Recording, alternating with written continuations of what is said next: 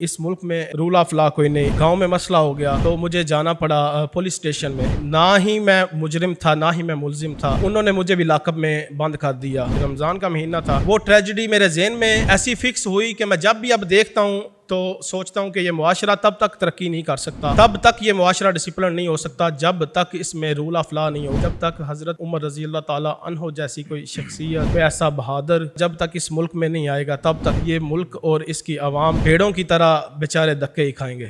کون سی ایسی وجوہات ہیں کہ جن کی وجہ سے وہاں یورپ کے اندر لوگ ڈسپلنڈ ہیں اور یہاں ہمارے ہاں جو ہے فرداً تو ڈسپلن لوگ ہمیں مل جاتے ہیں لیکن بحیثیت قوم ہم ڈسپلن نہیں ہیں؟ ایسی کون سی وجوہات ہیں جو آپ نے نوٹ کی ہوں؟ میرا جو چھوٹا سا ذہن ہے وہ تو یہی کہتا ہے کہ رول آف لا کوئی نہیں اس ملک میں. رول آف لا کوئی نہیں.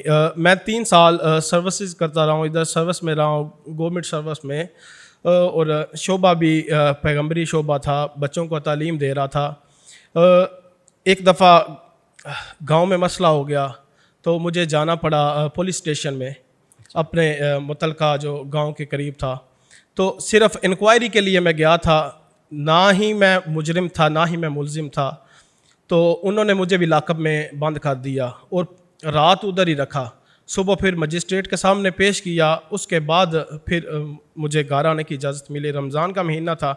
وہ ٹریجڈی میرے ذہن میں ایسی فکس ہوئی کہ میں جب بھی اب دیکھتا ہوں تو سوچتا ہوں کہ یہ معاشرہ تب تک ترقی نہیں کر سکتا, تب تک یہ معاشرہ ڈسپلن نہیں ہو سکتا جب تک اس میں رول آف لا نہیں ہوگا, جب تک اس میں قانون کی حکمرانی نہیں ہوگی, جب تک اس ملک میں عدل نہیں ہوگا, جب تک حضرت عمر رضی اللہ تعالیٰ عنہ جیسی کوئی شخصیت, ان پہ عمل کرنے والا, ان کے جو تعلیمات ہیں ان پہ عمل کرنے والا کوئی ایسا انسان, کوئی ایسا بہادر, کوئی بندہ جب تک اس ملک میں نہیں آئے گا تب تک یہ ملک اور اس کی عوام بھیڑوں کی طرح بیچارے دھکے ہی کھائیں گے.